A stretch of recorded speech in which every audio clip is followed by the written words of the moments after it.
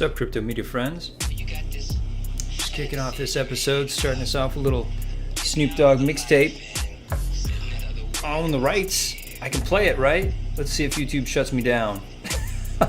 I'm living dangerously, honestly. Anytime I play a song, YouTube just automatically shuts me down. But let's vibe a bit.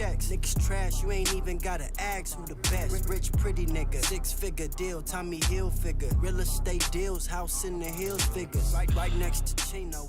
Welcome to the channel, Crypto Media Friends. Where we talk about NFTs, metaverse, and how they converge into media, and how as creators we can utilize these tools and look at the examples as collectors in this space. And today we're going to talk about probably the biggest turnaround I've seen in NFT history. I have not seen. Subscribe to the bell notification, and put in a comment down below if you've seen anything like a 200. It's like minimum 200x, but on its top and bottom ends, it's like a 2000x. If you bought that one and you sold it, let's get into it.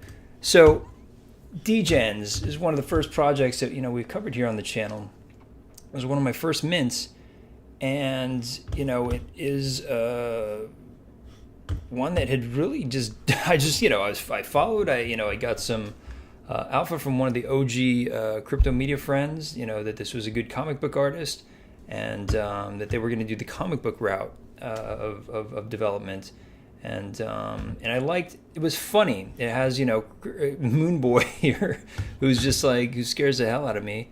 And, the collection, just had humor to it, paper hands and, moon boys and farmers. And you guys might notice on my rotating Chiron that I have one of these farmers. And so, but it was a project that, ultimately they kept trying to look at how to deliver value until they found it. And this is the great part of this story is they tried burn mechanisms. They started out with 11,000 of these, very confident going into the marketplace and doing well for themselves. I believe they minted out. And immediately, I don't know if it was the amount that was just too high. I feel like, you could feel it in the Discord. People were expecting it to appreciate, instantly. This is the time of Vogu and of Animatus and of, in those projects, I could turn around $5,000 trades in a day. That is that time. And so when it wasn't performing at that level, there was immediate FUD. And, they sought to remedy that by delivering value, which I thought was admirable, and why I stuck around with the project as stuck as you can be. And so, you look at the turnaround that they've done in the past 90 days, this past year, going from, 0.0001. Again, this is a sale at 0.001. That's just insulting. And so, and then, made an announcement here, which we'll talk about. And recently, 0.25, again, that's an average price. And so in terms of its, what it's selling at, it's a good 0.2 right now. A little under here and there, but, a couple over as well. So going from that, that's at least just even on this sale here to there is 200x, 250x. That's pretty gosh darn good for a turnaround. I have not seen that. Subscribe, hit the notification, and again, put in the comment section if you've seen a turnaround anything like this. It's really astonishing, and let's talk about why and how.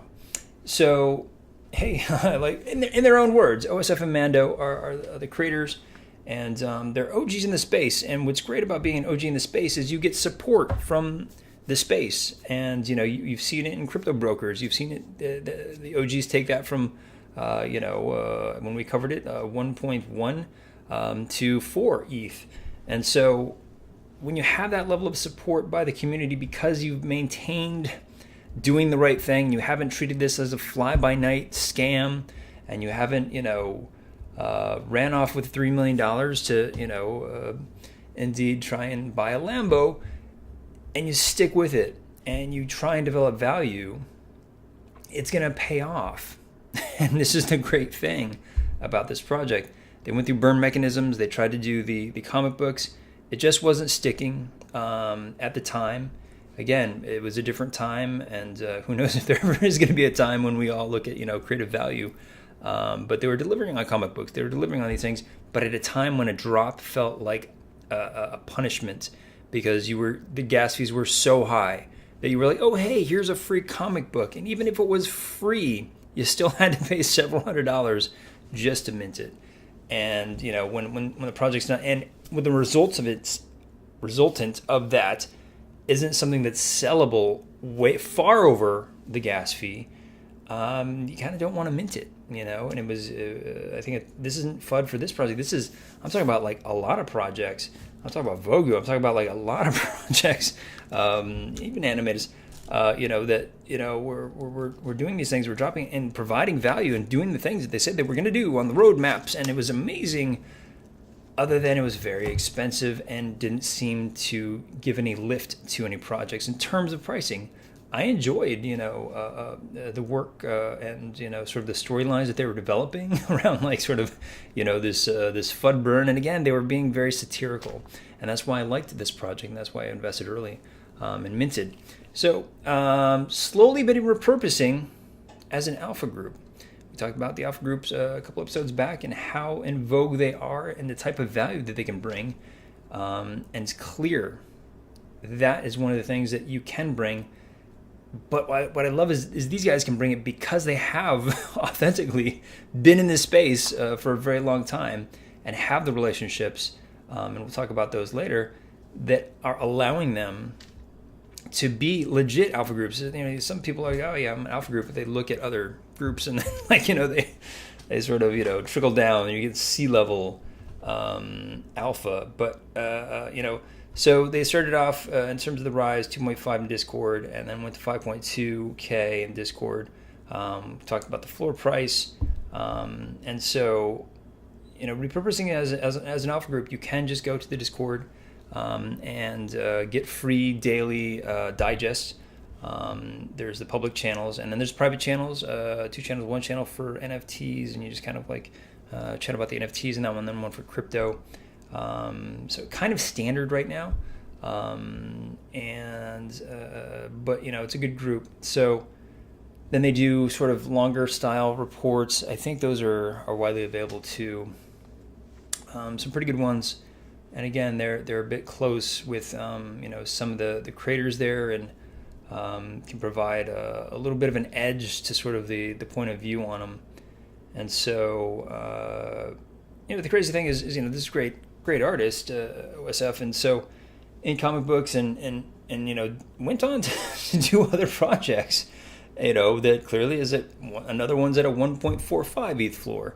And so, sometimes you just never know what's going to hit. And again, as they experiment, as creators experiment, as you experiment in the space, you're going to learn. But what I love is the loyalty to your original audience here, giving the allow list for that audience to experience and participate in your success is important, because it builds credibility in this space. And we hope this immutability of credibility exists within crypto Twitter. Certainly, we all kind of know each other, right? And so hit me at Minty Fresh Vibes on Twitter. And this one, if you're sensitive photoelectrically, I'm sorry. This is a fun PFP that he rocks. And so, they're going to expand doing a proper website to allow you to sort of get this information and hire researchers, hire 4 people on the team. And, this is how you develop a room. But I think more importantly, I just love how they sort of like twisted and turned and really found something that was about delivering value to the audience. I think, as artists, we're like, oh, here, you want this, and then you want this, and oh, you're going to love this, things that might be in your head. But they did the work to find something that was like, oh, hey, people actually want this. They want information on the space, which they have because they've been in the space for so long.